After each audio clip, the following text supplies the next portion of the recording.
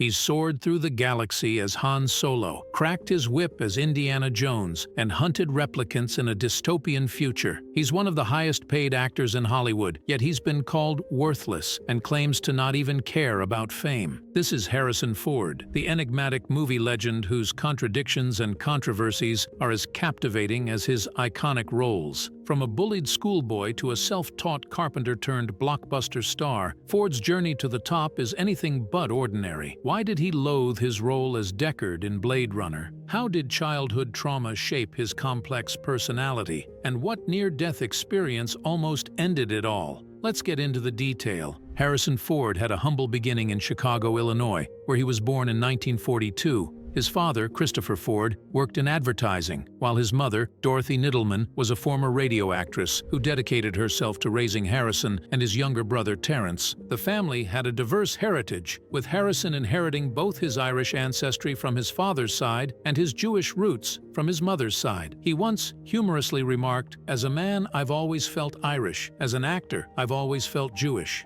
He also inherited his father's love for jokes, whiskey, and quality clothing, but with a restless energy that wouldn't let him sit still. Harrison's childhood in the Chicago suburbs wasn't always easy. He wasn't a star student, preferring to spend his time outdoors rather than hitting the books. He struggled to fit in with his classmates, often feeling like an outsider. When his family moved to Morton Grove for his father's job, things didn't get much better. Harrison continued to have few friends and faced relentless bullying from local kids. These experiences left him feeling isolated and wary of others, traits that would later shape his reserved and introverted personality.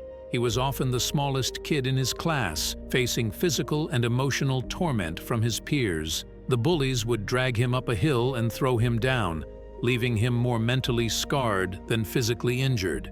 Even though he later became a Hollywood icon, acting wasn't on young Harrison Ford's radar. He wasn't exactly a bookworm, and he wasn't the most popular kid either. Instead, he found joy in the Boy Scouts, even achieving the highest rank of Eagle Scout. This experience would later be referenced in Indiana Jones and The Last Crusade, where a young Indy is also a scout. During his high school years, Ford discovered a passion for building model trains and even became the technician for the school radio station. Acting was the furthest thing from his mind, especially since his dad had struggled to make a living as a vaudeville performer and radio DJ. Ford didn't want to follow in his father's footsteps and experience the same financial hardships. As a teenager, Ford worked various part-time jobs to earn some extra cash. One of his first gigs was as a cook on a yacht. He taught himself to cook by following recipes, and he even braved a stormy sea while battling seasickness to prepare meals for the crew. It was a challenging experience, but it showed Ford's determination and resourcefulness.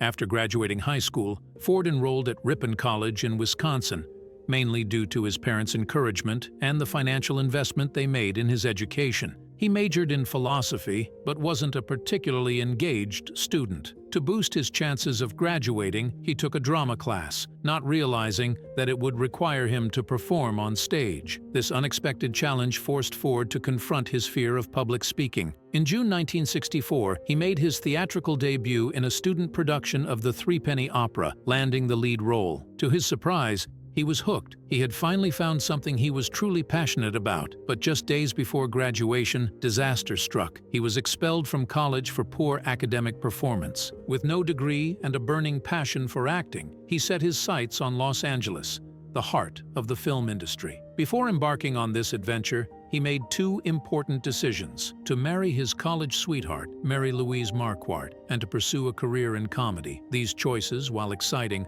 also filled him with anxiety, as he knew they would displease his family. Ford's arrival in Los Angeles didn't exactly mark the beginning of a Hollywood fairy tale. He struggled to find acting work, facing rejection due to his appearance and his less-than-glamorous name. To survive, he took on odd jobs like delivering pizzas, carpentry, and bartending, all while attending acting classes. A lucky break came when Ford landed a spot in the Williams Bay Repertory Company. This not only gave him a chance to perform on stage professionally, but it also introduced him to the esteemed acting coach William Fuchik, who had mentored the likes of Paul Newman. Under Fuchik's guidance, Ford made his professional debut in the play Take Her, She's Mine, gaining valuable experience and honing his skills. After his debut, Ford and Mary Louise decided to make their union official. They exchanged vows in a modest ceremony. Their honeymoon spent backstage at the theater where Ford was performing. Fuchik, recognizing Ford's potential, helped him secure a place to live in California, paving the way for his eventual move to Hollywood. Ford arrived in Los Angeles with his wife and their belongings packed into a Volkswagen Beetle. He continued to work odd jobs while auditioning for roles, but the competition was fierce. Eventually, his persistence paid off when a talent scout spotted him in a performance of John Brown's Body and invited him to audition for Columbia Pictures. In a stroke of luck, Ford landed a 7-year contract with the studio, promising him small roles and a modest weekly salary. It was during this time that Ford acquired his iconic scar on his chin. While driving home from his job at a department store, he crashed his car into a telephone pole, resulting in a nasty cut that would become his trademark. Working at the studio wasn't easy for Ford. He found the internal politics and constant pressure to conform frustrating. The studio even tried to change his name and style him like Elvis Presley, but Ford resisted their attempts to mold him into something he wasn't. The studio's rejection hit hard, but Harrison wasn't one to wallow in self-pity. He saw it as a chance to start fresh and take control of his own destiny. He quickly found a new agent and landed a role in the 1966 crime drama Dead Heat on a merry-go-round. But his first taste of the big screen wasn't exactly sweet. His performance as a bellhop-turned-con artist angered the studio head so much that he was called into the office and told he had no future in acting. Ford, with his trademark wit, later joked that he thought he was supposed to play a bellhop, not a movie star. Despite this initial setback, Ford continued to hustle, taking on small roles in various TV shows and movies throughout the late 1960s. He appeared in popular westerns like Gunsmoke and The Virginian, as well as crime dramas like The FBI and Ironside. But these were mostly blink-and-you'll-miss-it roles that didn't exactly set the world on fire. His next few film roles were equally forgettable.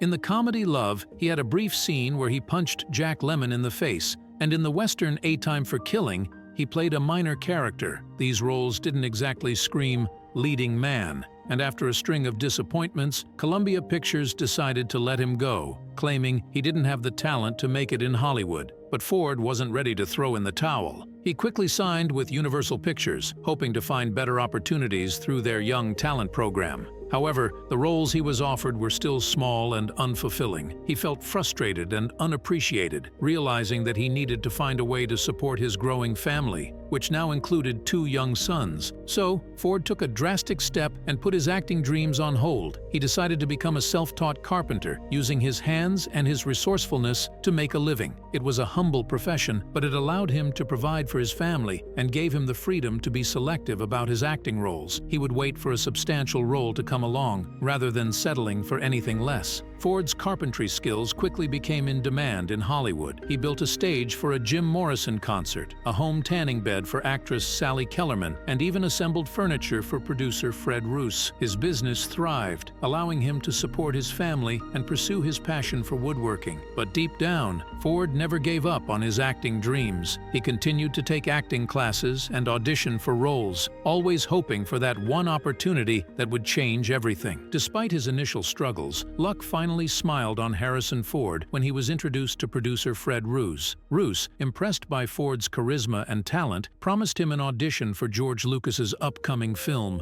American Graffiti. This connection proved to be a pivotal moment in Ford's career. He landed a supporting role as Bob Falfa, the street racer with a white shirt and cowboy hat, a look that would become iconic in 70s cinema. However, the exact details of how Ford and Lucas met are shrouded in mystery. Some rumors suggest that Ford had actually built a custom wooden cabinet for Lucas, showcasing his carpentry skills and catching the director's attention. Others claim that Lucas was captivated by Ford's charm and talent on the set of The French Connection, where Ford was working as a carpenter. Regardless of the truth, their encounter was a turning point for Ford's career. American Graffiti, a nostalgic coming-of-age story set in the early 60s, became a massive hit. It was hailed as a pioneer of the teen comedy genre, captivating audiences with its fresh and innovative storytelling. The film's box office success, earning over $200 million on a budget of just $775,000, solidified its place as one of the most profitable Hollywood projects of the time. It even garnered numerous awards, including 5 Oscar nominations and 2 Golden Globe wins. Following his breakout role in American Graffiti, Ford was flooded with offers, but none of them seemed quite right. In 1974, he took on a small role in Francis Ford Coppola's detective thriller, The Conversation.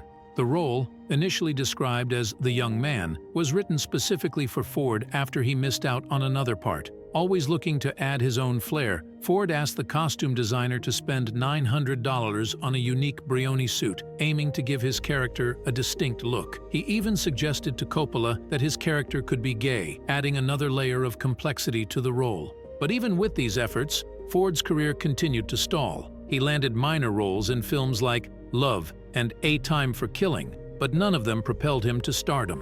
In 1969, Universal Studios dropped him from their contract, citing a lack of talent. It was a devastating blow, but Ford didn't give up. He returned to Carpentry, using his skills to support his family, while waiting for the right acting opportunity to come along. Despite the setbacks and disappointments, Ford never lost his passion for acting. He continued to believe in himself and his talent, knowing that one day his luck would change. And he was right. In 1977, Harrison Ford's career took a galactic leap forward when he landed the role of Han Solo in George Lucas's space opera, Star Wars. This wasn't just any role, it was a chance to become part of a cultural phenomenon, a film that would change the landscape of cinema forever. But getting cast as the roguish space pilot wasn't a walk in the park. Ford faced stiff competition from other Hollywood heavyweights like Burt Reynolds, Al Pacino, Jack Nicholson, and Christopher Walken. It's mind-boggling to think how different the film could have been if Lucas hadn't chosen Ford. Can you imagine Nicholson's Joker-esque grin behind the controls of the Millennium Falcon? Interestingly, the character of Han Solo wasn't always the charming scoundrel we know and love. Lucas originally envisioned him as a big green alien with no nose. He even considered making Solo a black man, but in the end, he was inspired by Francis Ford Coppola, a fellow filmmaker, to create the iconic character we know today. There's even a rumor that Ford wasn't initially considered for the role of Solo at all. He was supposed to help Lucas read lines during auditions for the role of Princess Leia, but after months of reading the same lines over and over again, Ford got so fed up that he started improvising and adding his own snarky remarks. It was this rebellious spirit and witty banter that caught Lucas's attention, and the rest is history. Ford's portrayal of Han Solo was a perfect blend of charm, wit, and cynicism. He brought a unique energy to the character, making him both relatable and enigmatic. One of the most memorable scenes in the film is Han Solo's exchange with Princess Leia, where he famously replies, "I know," after she confesses her love for him. This iconic line was actually improvised by Ford, who felt that the original scripted response didn't fit the character's personality. Despite the character's popularity, Ford wasn't a fan of Han Solo. He found him dumb as a stump and didn't see much room for character development. He even asked Lucas to kill off Solo in the final film of the original trilogy, thinking it would add depth and finality to the story. But Lucas refused, worried that killing off a beloved character would hurt toy sales. Despite the success of Star Wars, Harrison Ford's career didn't immediately skyrocket. He continued to take on supporting roles in films like the 1978 war drama Force 10 from Navarone. The film's production was plagued with problems, and Ford himself was unhappy with his role, feeling disconnected from the story. It was a commercial flop, leaving Ford frustrated and questioning his choices. But the following year, 1979, brought new opportunities. Ford reunited with Francis Ford Coppola for a small role in the epic war film Apocalypse Now. The production was notoriously difficult, but the film went on to win 2 Oscars and became a cult classic. It was a step in the right direction for Ford's career. He also landed a leading role in the romantic war drama Hanover Street, replacing Chris Christopherson, who had dropped out. Despite the opportunity to film love scenes, something he lacked experience with, Ford later admitted he hated making the movie and considered it a mistake. It was a box office flop, earning only $1.5 million. Next, Ford took on another leading role in the western The Frisco Kid. Alongside Gene Wilder, he played a charming bank robber with a heart of gold, a character originally intended for John Wayne. Unfortunately, the film didn't quite hit the mark with critics, who found the plot underdeveloped and the comedic tone inconsistent. Ford then returned to familiar territory with the sequel More American Graffiti. While it didn't achieve the same level of success as the original, it allowed him to revisit the character of Bob Falfa and reconnect with the nostalgia of the 1960s. These years were a mixed bag for Ford's career. He faced disappointments and setbacks, but he also had opportunities to work with talented directors and explore different genres. In 1982, Harrison Ford's career took a futuristic turn with the sci-fi classic Blade Runner. The film, directed by Ridley Scott, was based on Philip K. Dick's novel Do Androids Dream of Electric Sheep? It explored the existential questions of what it means to be human in a dystopian world filled with artificial intelligence. The casting process for the lead role of Rick Deckard was intense, with big names like Dustin Hoffman, Gene Hackman, and Clint Eastwood vying for the part. But thanks to Steven Spielberg's recommendation, after working with Ford on Raiders of the Lost Ark, the role went to Harrison Ford. This was a chance for Ford to showcase his dramatic acting skills, and he was intrigued by the complex themes of the film. Philip K. Dick, the author of the novel, was thrilled with Ford's casting. He even said that Ford embodied the character of Deckard more than he could have imagined, bringing a sense of realism and authenticity to the role. The filming process, however, was not without its challenges. Most of the scenes were shot at night in a studio, and Ford described it as a grueling experience. He was also frustrated with his character's lack of action, feeling like he was playing a detective who didn't do any detecting. The production was further complicated by Ridley Scott's demanding and meticulous directing style. He clashed with everyone on set, from the actors to the crew. Scott's perfectionism and aversion to rehearsals created a tense atmosphere, with the actors feeling stressed and unappreciated. The clashes on set weren't just between Scott and the actors. The crew also got involved. The tension was so high that some crew members even wore T-shirts that said, "Will Rogers never met Ridley Scott?" referring to Rogers' famous quote, "I never met a man I didn't like."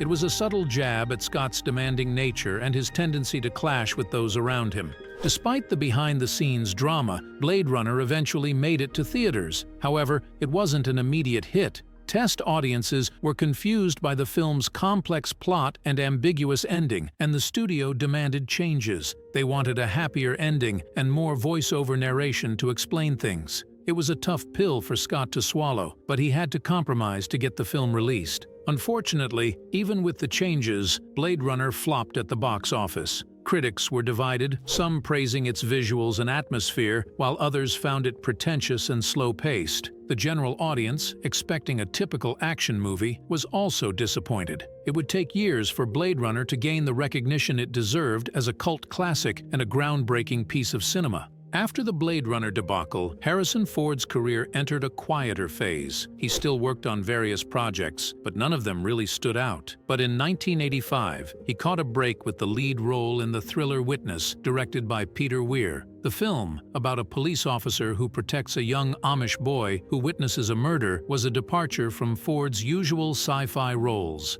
Ford was eager to take on the challenge and even spent time with the Philadelphia Police Department to prepare for his role. He and Weir worked so well together that Ford agreed to star in Weir's next project, The Mosquito Coast. It was a pivotal moment in Ford's career, proving that he could excel in dramatic roles as well as action-adventure films. Witness was a critical and commercial success, earning 8 Academy Award nominations and 2 wins. Although More American Graffiti wasn't a huge hit, it didn't dampen Harrison Ford's spirits. In fact, his performance earned him praise from critics who recognized his talent beyond the confines of the Star Wars franchise. This recognition opened doors for new opportunities, and soon he landed the lead role in Witness, a 1985 thriller where he played a police officer protecting a young Amish boy who witnessed a murder. The film was a critical and commercial success, earning Ford his first Academy Award nomination for Best Actor. The following year, he reunited with director Peter Weir for The Mosquito Coast. But this adventure drama, despite receiving 2 Golden Globe nominations, didn't fare as well at the box office. This led to a 2-year hiatus for Ford, after which he returned with 2 major leading roles.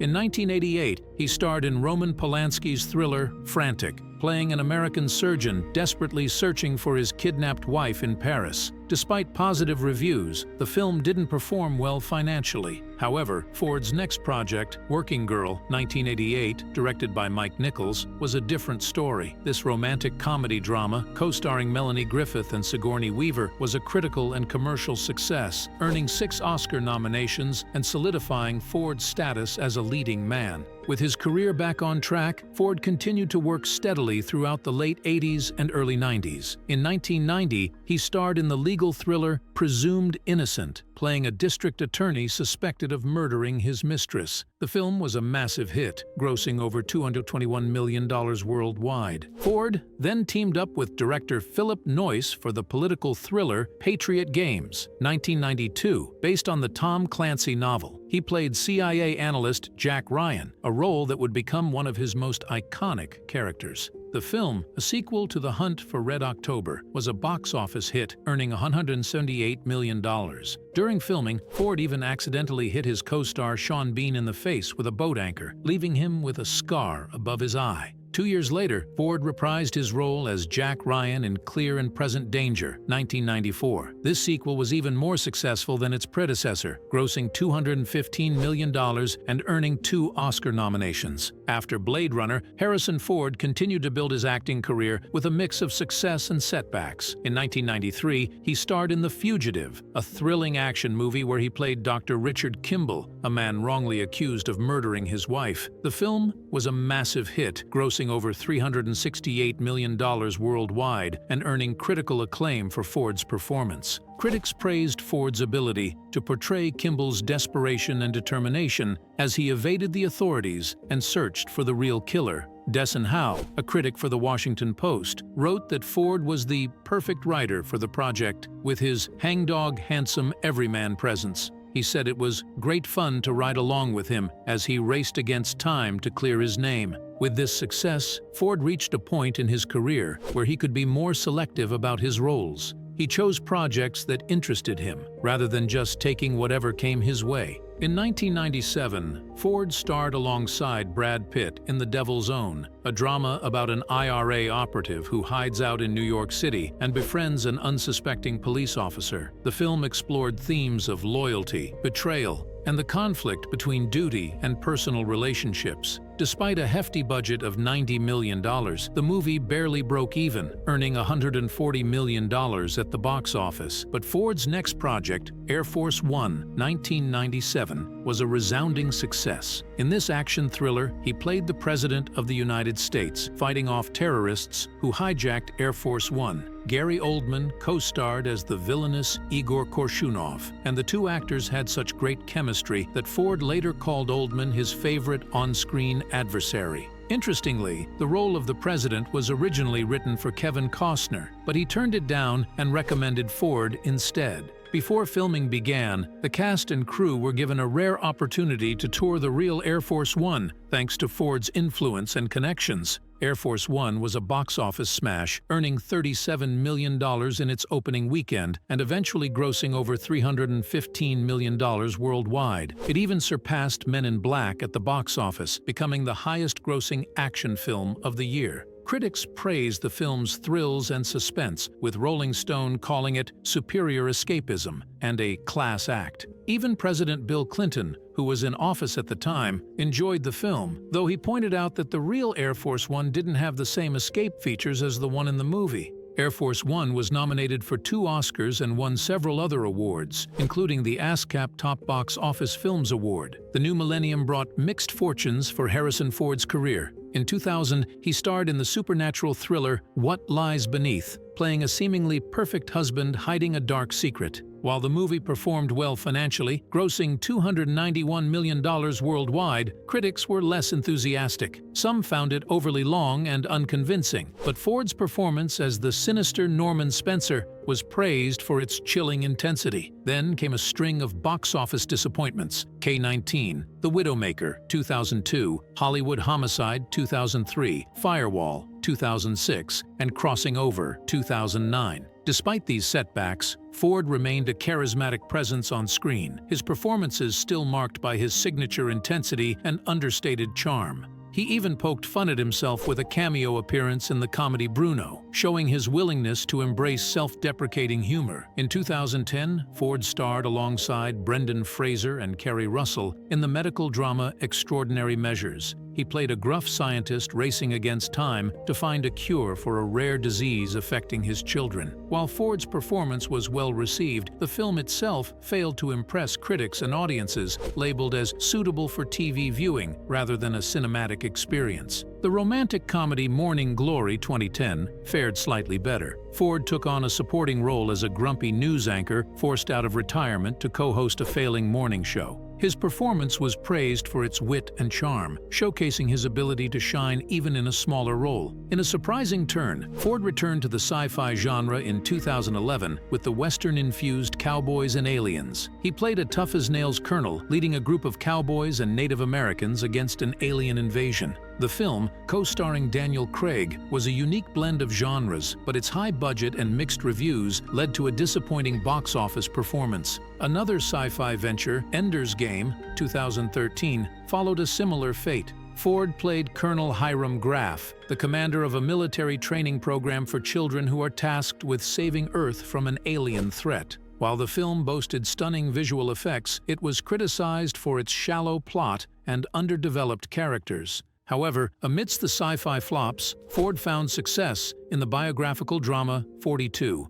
He portrayed Branch Rickey, the executive who broke baseball's color barrier by signing Jackie Robinson. Ford's performance was praised for its nuanced portrayal of a complex and determined figure, proving that he could still deliver powerful performances in meaningful stories. As Harrison Ford's star continued to rise in Hollywood, so did the turbulence in his personal life. His marriage to Mary Marquardt was crumbling, fueled by rumors of his infidelity and his growing fame. While he had initially been seen as a bit of a bore, his reputation for wild behavior grew after his affair with Carrie Fisher came to light. In 1979, after 15 years of marriage, Harrison and Mary divorced. Despite the split, they remained on good terms, and Ford continued to support his ex-wife. Mary even acknowledged his unwavering support during her darkest times. However, Ford didn't stay single for long. In 1983, he met screenwriter Melissa Matheson, and the two quickly fell in love. They married and had 2 children together, a son named Malcolm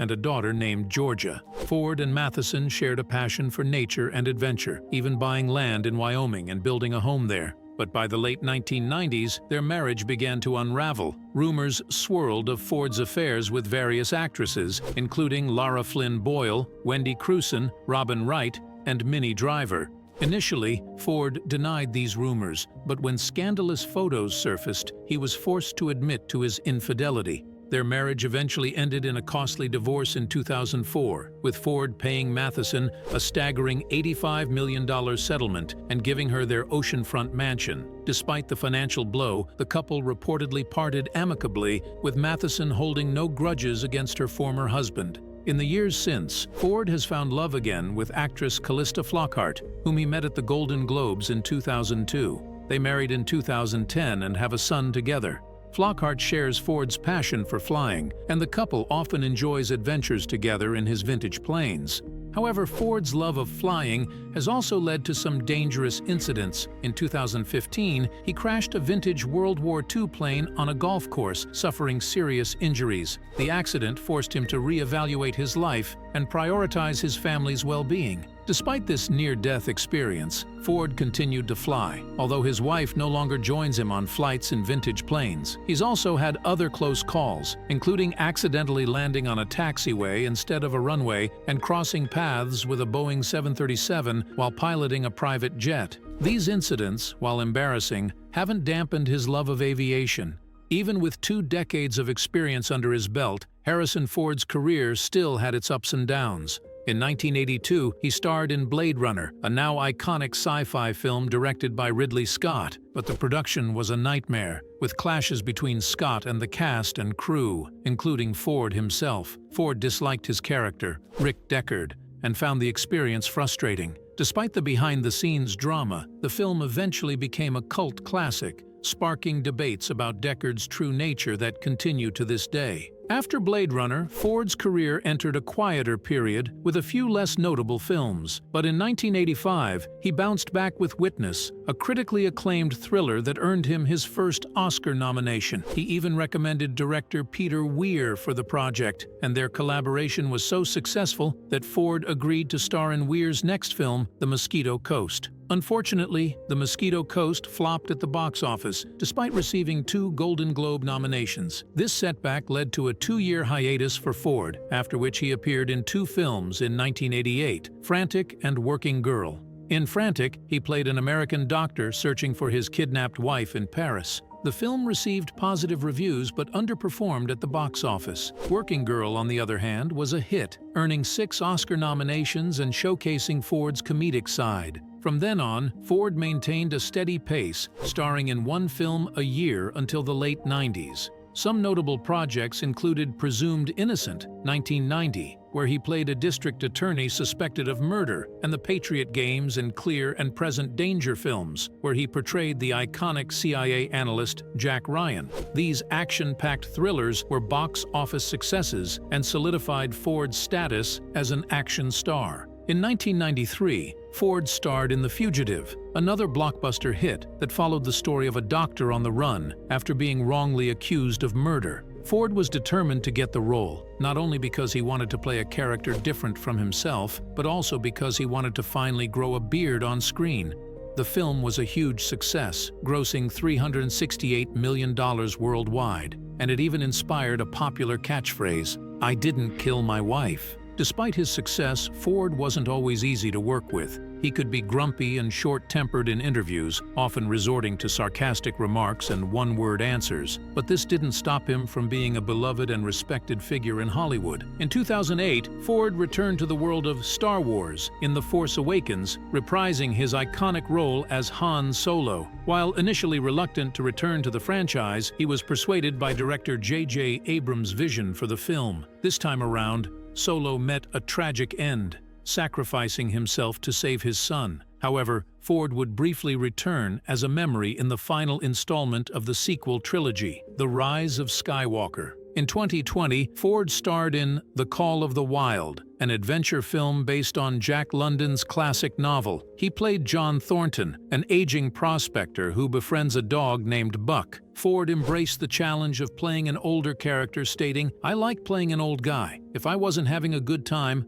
I would stop doing it." The film featured a digitally created Buck, whose movements and facial expressions were based on those of motion capture actor Terry Notary. Ford even grew a bushy beard for the role, much to the dismay of his wife. Ford's dedication to his craft and his passion for new challenges haven't waned with age. In 2022, he starred in the Western TV series 1923-1, a prequel to the popular show Yellowstone. He plays Jacob Dutton, the patriarch of the Dutton family, a role that explores themes of legacy, family, and the harsh realities of life in the early 20th century. Ford was drawn to the show's emotional depth and the unexpected twists and turns in the script. Just a year later, in 2023, Ford traded his cowboy hat for a therapist's coat in the Apple TV Plus comedy series Shrinking. He plays Dr. Paul Rhodes, a sharp-witted and experienced therapist who mentors a younger colleague struggling with personal loss. Ford's performance was praised for its humor and warmth, showcasing a different side to the typically stoic actor. In addition to these projects, Ford is set to appear in the upcoming Marvel films Captain America, New World Order, and Thunderbolts, taking on the role of Thaddeus "Thunderbolt" Ross. This exciting new chapter in his career shows that even at 80 years old, Ford is still willing to take on new challenges and explore different genres. Throughout his career, Harrison Ford has been a complex and enigmatic figure, both on and off screen. He's known for his dry wit, his rebellious spirit, and his dedication to his craft. He's played iconic characters who have inspired generations, and his willingness to push boundaries and try new things has made him a true Hollywood legend.